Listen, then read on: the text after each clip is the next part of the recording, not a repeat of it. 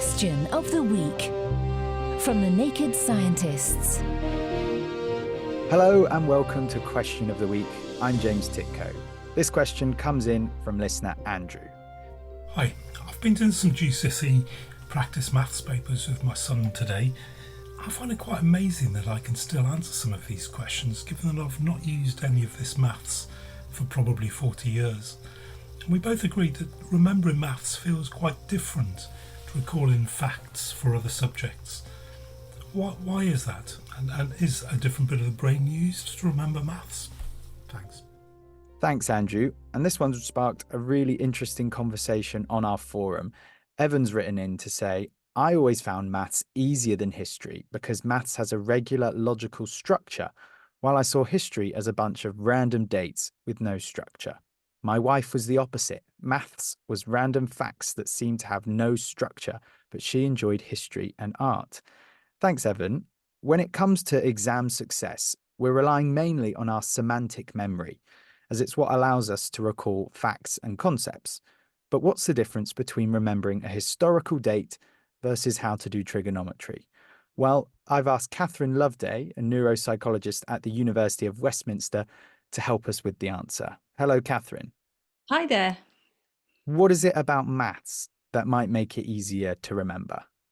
Well, maths is very much a doing subject. So we tend to do tasks and there's a lot of repetition in those tasks and there will be a deeper level of processing quite often. So for example, if you use a formula, I can still remember lots of mine as well.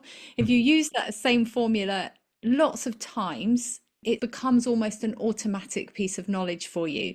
And also, you're often coming at different problems from different angles and having to use that same formula in different contexts. And that allows you to process more deeply. And we know that both of those things, repetition and the depth of processing, both of those will make memories stronger.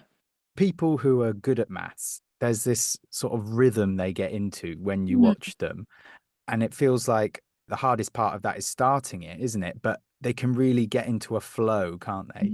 Yeah, that's a really good point. And we know that creative flow is a measurable concept that happens.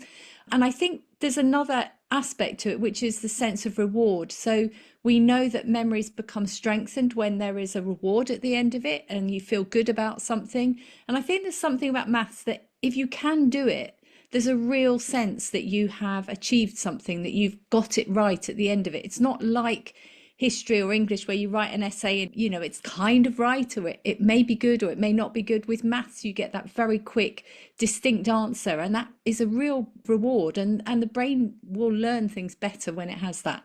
Although what you've said may be true for people like Andrew and those on our forum, who I have to say it seemed largely agree, others might find that they slip back into other subjects more easily. Yeah, I think that's true. I think for some people, maybe a piece of poetry might really stick again. There's lots of repetition there.